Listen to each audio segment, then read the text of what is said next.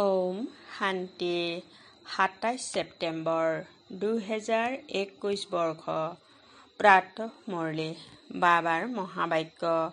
মৰমৰ সন্তানসকল, যোগ বলৰ দ্বাৰাহে তোমালোক নিজৰ বিকৰ্মৰ ওপৰত বিজয়ী হৈ বিকৰ্মাজিত হ'ব লাগে। প্ৰশ্ন: কোনটো খেয়ালে পুৰুষাৰ্থী সন্তানসকলকো পুৰুষাৰ্থহীন কৰি দিয়ে? উত্তৰ: যদি কোনো পুৰুষাৰ্থীৰ এইটো খেয়াল আহিল যে এতিয়াতো বহুত সময় বাকী আছে, পাছত তীব্ৰ গতিৰে পুৰুষাৰ্থ কৰি ল'ম, কিন্তু পিতাই বুজায়, সন্তানসকল, মৃত্যুৰ সময় নিশ্চিত হৈ আছে জানো? কাইলৈ কৰোঁতে মৰি গ'লে তেতিয়া উপাৰ্জন কি হ'ব? সেইকাৰণে যিমান সম্ভৱ শ্ৰীমতত নিজৰ আৰু আনৰ কল্যাণ কৰি থাকা। সময়ৰ কথা ভাবি পুৰুষাৰ্থহীন নহবা। গীত। ওম নমঃ শিৱায়ে। ওম শান্তি। এইটোতো সন্তানসকলক বুজোৱা হৈছে যে নিৰাকাৰে সাকাৰৰ অবিহনে কোনো কৰ্ম কৰিব নোৱাৰে, ভূমিকা পালন কৰিব নোৱাৰে। আত্মিক পিতা আহি ব্ৰহ্মাৰ দ্বাৰা আত্মিক সন্তানসকলক বুজায়, যোগ বলৰ দ্বাৰাই শত্ৰুপ্ৰধান হ'ব লাগে আৰু বিশ্বৰ মালিক হ'ব লাগে। এইটো সন্তানসকলৰ বুদ্ধিত আছে যে কল্পই পিতা আহি ব্ৰহ্মাৰ দ্বাৰা ৰাজযোগ শিকায় আৰু আদি সনাতন দেৱী-দেৱতা ধৰ্মৰ প্ৰতিষ্ঠা কৰে, অৰ্থাৎ মনুষ্যক দেৱতা কৰি গঢ়ি তোলে। মনুষ্য যি দেৱী-দেৱতা আছিল, পাৱন আছিল, সেইসকল এতিয়া পৰিৱৰ্তন হৈ 84 জন্মৰ পাছত পতিত হৈ গৈছে। ভাৰত যেতিয়া পাৰশপুৰী আছিল, তেতিয়া পবিত্ৰতা, সুখ-শান্তি সকলো আছিল। এয়া 5000 বছৰৰ কথা। তিথি তাৰিখৰ সৈতে পিতাই সকলো হিচাপ-নিকাচ বুজায়। এওঁতকৈ উচ্চতো অন্য কোনো নাই। সৃষ্টি বা বৃক্ষ যাক কল্পবৃক্ষ বুলি কয়, তাৰ আদি মধ্য অন্তৰ ৰহস্যও পিতাইহে বহি বুজায়। ভাৰতৰ যি দেৱী-দেৱতা ধৰ্ম আছিল, সেয়া এতিয়া প্ৰায় লোপ হৈ গৈছে। কেৱল চিত্ৰ নিশ্চয় আছে। ভাৰতবাসীয়ে জানে যে সত্যযুগত লক্ষ্মীনাৰায়ণৰ ৰাজত্ব আছিল। শাস্ত্ৰবোৰত ভুল কৰি দিছে যে কৃষ্ণক দাপৰত লৈ গৈছে। পিতাইহে আহি পাহৰি যোৱাসকলক মাৰ্গদৰ্শন কৰায়। তেওঁক কোৱা হয় মুক্তি, জীৱন-মুক্তিৰ মাৰ্গদৰ্শক। সকলোকে মুক্তি, জীৱন-মুক্তি দিওঁতা এজনেই। ভাৰত যেতিয়া জীৱনমুক্ত হয়, তেতিয়া বাকী সকলো আত্মা মুক্তিধামত থাকে। সেইকাৰণে তেওঁক কোৱা হয় মুক্তি, জীৱন-মুক্তি দাতা। ৰচয়িতা এজনেই, সৃষ্টিও এখনেই, বিশ্বৰ ইতিহাস ভূগোলো এখনেই, যি পুনৰাবৃত্তি হৈ থাকে। সত্যযুগ ত্ৰেতা, দ্বাপৰ, কলিযুগ, তাৰ পাছত হয় সংগম যুগ। কলিযুগ হ'ল পতিত, সত্যযুগ হ'ল পাৱন। সত্যযুগ হ'ব, তেন্তে নিশ্চয় প্ৰথমে কলিযুগৰ বিনাশ হ'ব। বিনাশৰ আগতে স্থাপনা হ'ব। সত্যযুগত স্থাপনা নহ'ব। ভগৱান তেতিয়াহে আহিব যেতিয়া পতিত সৃষ্টিক পাৱন কৰি তুলিবলগীয়া হ'ব। এতিয়া পিতাই সহজ যুক্তি শুনায় যে দেহ সহিত দেহৰ সকলো সম্বন্ধ এৰি দেহী অভিমানী হৈ পিতাক স্মৰণ কৰা। পিতা হৈছে ভক্তসকলক ফল দিওঁতা, ভক্তসকলক জ্ঞান দিয়ে। পাৱন হ'বৰ বাবে সকলোকে পাৱন কৰি তোলোতা হ'ল যোগ। জ্ঞান সাগৰ আহি মুখেৰে জ্ঞান শুনায়, পতিতসকলক পাৱন কৰি তোলে। এই সময়ত সকলো আত্মা পতিত হৈ গৈছে, সেইকাৰণে পিতাক আহ্বান কৰে, কিয়নো পিতাৰ অবিহনে কোনেও পাৱন কৰি তুলিব নোৱাৰে। যদি পতিত-পাৱনী গংগা হয়, তেন্তে আকৌ পতিত-পাৱন সীতাৰাম বুলি কিয় আহ্বান কৰা?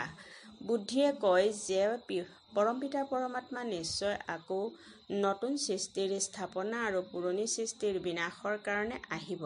কল্পবৃক্ষৰ আয়ুসো থাকে। যি বস্তু জৰ্জৰিত হৈ যায় তাকেই তমোপ্ৰধান বুলি কয়। নতুন সৃষ্টি বুলি কোৱা নহ'ব। এয়া হ'ল লৌহযোগী সৃষ্টি। এই সকলোবোৰ কথা বুদ্ধিত ধাৰণ কৰোৱা হয় অন্যক বুজাবৰ কাৰণে। ঘৰে ঘৰে বাৰ্তা দিব লাগে। এনেকৈ নকবা যে পৰমাত্মা আহিছে। যুক্তিৰে বুজাব লাগে। কোৱা দুজন পিতা আছে, লৌকিক আৰু পাৰলৌকিক। দুখৰ সময়ত পাৰলৌকিক পিতাকহে স্মৰণ কৰা হয়। সুখধামত কোনেও পৰমাত্মাক স্মৰণ নকৰে। সত্যযুগ লক্ষ্মীনাৰায়ণৰ ৰাজ্যত সুখ, শান্তি, পবিত্ৰতা সকলোবোৰ আছিল। পিতাৰ উত্তৰাধিকাৰ পাই গ'ল। তাৰ পাছত আকৌ কিয় আহ্বান কৰিব? তাত সুখেই সুখ। পিতাই দুখৰ কাৰণে সৃষ্টি ৰচা নাই। এইখন পূৰ্বনিৰ্ধাৰিত খেল। যাৰ ভূমিকা অন্তিমত আছে তেওঁলোকে ২-৪ জন্ম লয়। বাকী সময়ত শান্তিধামত থাকিব। বাকী খেলৰ পৰা কোনোবা ওলাই যাব। এইটো হ'ব নোৱাৰে। ১-২টা জন্ম ল'লে বাকী সময় যেন মোক্ষত অৰ্থাৎ মুক্ত হৈ থাকে। আত্মা ভাৱৰীয়া হয়। কাৰোবাৰ উচ্চ ভূমিকা, কাৰোবাৰ কম। গায়ন কৰা হৈছে ঈশ্বৰৰ অন্ত কোনেও পাব নোৱাৰে। ঈশ্বৰেহে আহি ৰচয়িতা আৰু ৰচনাৰ আদি মধ্য অন্তৰ ৰহস্য বুজায়। পিতাই বুজায়। মই সাধাৰণ শৰীৰত প্ৰৱেশ কৰোঁ। মই যিটো শৰীৰত প্ৰৱেশ কৰোঁ এওঁ নিজৰ জন্মৰ বিষয়ে নাজানে। মই এওঁৰ ৮৪ জন্মৰ কাহিনী শুনাওঁ। কোনো ভূমিকা সলনি হ'ব নোৱাৰে। এয়া পূৰ্বনিৰ্ধাৰিত খেল। এয়া কাৰো বুদ্ধিত ধাৰণ নহয়। বুদ্ধিত তেতিয়া ধাৰণ হ'ব যেতিয়া পবিত্ৰ হৈ বুজিব। ভালদৰে বুজিবলৈ ৭ দিন ভাতিত থাকিব লাগে। ভাগৱত আদিও ৭ দিন ৰাখে। কোনোৱে ৭ দিনত ভালদৰে বুজি লয়। কোনোৱেতো কৈ দিয়ে যে মোৰ বুদ্ধিত একোৱেই ধাৰণ নহ'ল। উচ্চ পদ পাবলগীয়া নাথাকিলে তেন্তে বুদ্ধিত কেনেকৈ ধাৰণ হ'ব বাৰু? তথাপিও কল্যাণটো হ'ল নহয় জানো? প্ৰজাটো এনেকৈ তৈয়াৰ হয়। বাকী ৰাজ্য-ভাগ্য লোৱাৰ ক্ষেত্ৰতো পৰিশ্ৰম আছে। পিতাক স্মৰণ কৰিলেহে বিকৰ্ম বিনাশ হ'ব। এতিয়া কৰা বা নকৰা সেয়া তোমালোকৰ ওপৰত। কিন্তু পিতাই কৰিবলৈ নিৰ্দেশ দিয়ে। মৰমৰ বস্তুক স্মৰণ কৰা হয় নহয় জানো? ভক্তি মাৰ্গতো কয় যে হে পতিতপাৱন আহক। এতিয়া তেওঁক পাইছা। তেওঁ কয় মোক স্মৰণ কৰা তেতিয়া মামৰ আঁতৰি যাব। বাদশ্বাহী অৰ্থাৎ সাম্ৰাজ্য এনেয়ে জানো পাই যাবা? স্মৃতিত থকাৰ ক্ষেত্ৰতে কিছু পৰিশ্ৰম হয়। বহুত স্মৰণ কৰিলেহে কৰ্মাতীত অৱস্থা পায়। পূৰা স্মৃতিত নাথাকিলে বিকৰ্ম বিনাশ নহ'ব। যুগবলৰেই বিকৰ্মাজিত হ'ব লাগে। লক্ষ্মীনাৰায়ণ ইমান পবিত্ৰ কেনেকৈ হ'ল? যিহেতু কলিযুগৰ অন্তত কোনো পবিত্ৰ নাই। এই সময়ত গীতা জ্ঞানৰ আখ্যান পুনৰাবৃত্তি হৈ আছে। শিৱ ভগৱানুবাচ। ভুলটো সকলোৰে হৈ থাকে। মই আহি সকলোকে অভুল কৰি তোলোঁ। ভাৰতৰ যিবোৰ শাস্ত্ৰ আছে এই সকলোবোৰ হৈছে ভক্তি মাৰ্গ। পিতাই কয় মই যিবোৰ শুনাইছিলোঁ সেয়া কোনেও গম নাপায়।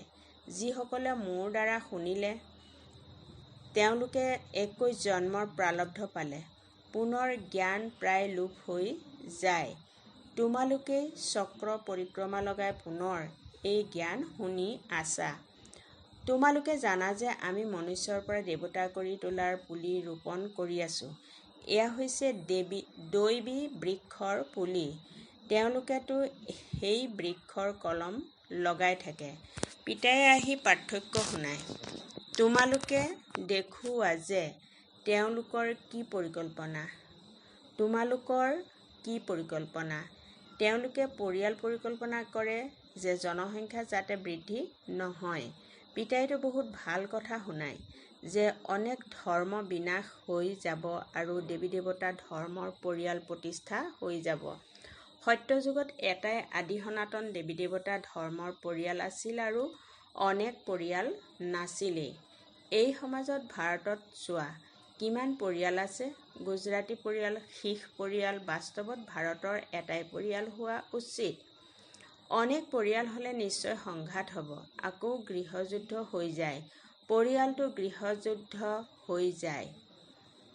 যেনেদৰে খ্ৰীষ্টিয়ানসকলৰ নিজৰ পৰিয়াল আছে, তেওঁলোকৰ ভিতৰতো দুজন ভাই পৰস্পৰৰ একেলগে নাথাকে, সংঘৰ্ষ হৈ যায়, পানীও ভাগ কৰা হয়। শিখ ধৰ্মৰ লোকে ভাবে আমি নিজৰ ধৰ্মৰ পৰিয়ালক বেছি সুখ দিম। অন্তৰৰ টান থাকে নহয় জানো, মগজ খটুৱাই থাকে। যেতিয়া অন্তিম সময় আহে তেতিয়া নিজৰ মাজত যুঁজিবলৈ লাগি যায়। বিনাশটো হ'বই। অনেক বোমা তৈয়াৰ কৰি থাকে। যেতিয়া ডাঙৰ যুদ্ধ লাগিছিল তেতিয়া হিৰোশ্বিমা আৰু নাগাচাকিত 2টা বোমা পেলাইছিল। এতিয়াতো অনেক তৈয়াৰ কৰিছে। বুধ শক্তিৰ কথা নহয় জানো। তোমালোকে বুজাব লাগে যে সেয়াই মহাভাৰতৰ যুদ্ধ। ডাঙৰ ডাঙৰ ব্যক্তিয়েও কয় যদি যুদ্ধ বন্ধ নকৰা তেন্তে গোটেই জগতত জুই লাগি যাব। তোমালোকে জানা যে জুইটো লাগিবই। পিতাই আদি সনাতন দেৱী দেৱতাৰ ধৰ্মৰ প্ৰতিষ্ঠা কৰে। ৰাজযোগ হয়েই সত্যযুগৰ। যি দেৱতা ধৰ্ম প্ৰায় লোপ হৈ গৈছে সেয়া পুনৰ প্ৰতিষ্ঠা কৰে। এতিয়া কলিযুগ, তাৰ পাছত সত্যযুগ হোৱা উচিত। এতিয়া কলিযুগৰ বিনাশৰ বাবে এই ভয়ানক মহাভাৰতৰ যুদ্ধ। এই সকলোবোৰ ভালদৰে ধাৰণ কৰি বুজাব লাগে, কিয়নো মনুষ্য হৈছে আসুৰী সম্প্ৰদায়ৰ। সেয়েহে সাৱধান হ'ব লাগে। কল্প পূৰ্বৰ দৰে যি বিঘিনি আহিছিল সেয়া নিশ্চয় আহিব। এইখন পূৰ্ব নিৰ্ধাৰিত নাটক। আমি বান্ধ খাই আছো। স্মৃতিৰ যাত্ৰা কেতিয়াও পাহৰি যাব নালাগে।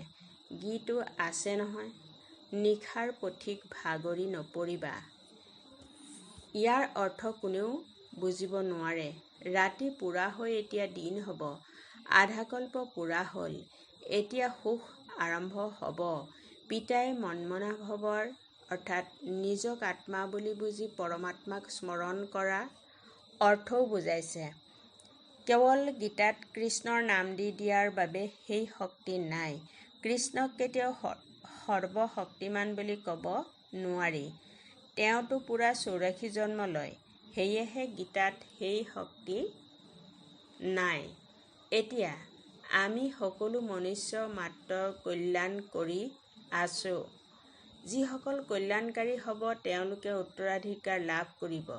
স্মৃতিৰ যাত্ৰা অবিহনে কল্যাণ হ'ব নোৱাৰে। এই সময়ত সকলো অপ্ৰীতিকৰ এনেকৈয়ে কৈ দিয়ে, অৰ্থাৎ ভ্ৰষ্ট বুদ্ধিৰ। বাবাই কৈছে এই সময়ত সকলো অপ্ৰীতিকৰ অৰ্থাৎ ভ্ৰষ্ট বুদ্ধিৰ এনেকৈ কৈ দিয়ে যে পৰমাত্মা সৰ্বব্যাপী আছে। তোমালোকে বুজাব লাগে যে তেওঁ হৈছে বেহদৰ অৰ্থাৎ পাৰলৌকিক পিতা। বেহদৰ পিতাৰ পৰা ভাৰতবাসীয়ে বেহদৰ উত্তৰাধিকাৰ লাভ কৰে। ভাৰতবাসীয়ে 84 জন্ম লৈছে। এতিয়া তোমালোক বাস্তৱত দেখিবলৈ পোৱা যে বাবাই কৈছে এতিয়া তোমালোকে বাস্তৱত দেখিবলৈ পোৱা যে জ্ঞানটো তোমালোকে শুনিয়ে আছা। দিনে প্ৰতিদিনে তোমালোকৰ ওচৰলৈ বহুত নতুন নতুন আহি থাকিব। এতিয়াই যদি ডাঙৰ ডাঙৰ ব্যক্তিসকল আহি যায় তেতিয়াতো সময় নালাগিব। ততালিকে আৱাজ বিয়পি যাব, হুলস্থুল হৈ যাব। সেইকাৰণে যুক্তিৰে লাহে লাহে চলি থাকে। এয়া হয়েই গুপ্ত জ্ঞান। কোনেও গমো নাপায় যে এয়া কি কৰি আছে। ভক্তিত হৈছে দুখ, জ্ঞানত হৈছে সুখ। ৰাৱণৰ সৈতে তোমালোকৰ যুদ্ধ কেনেকুৱা হয় এইটো তোমালোকেই জানা, আন কোনেও জানিব নোৱাৰে। ভগৱানো বাছ।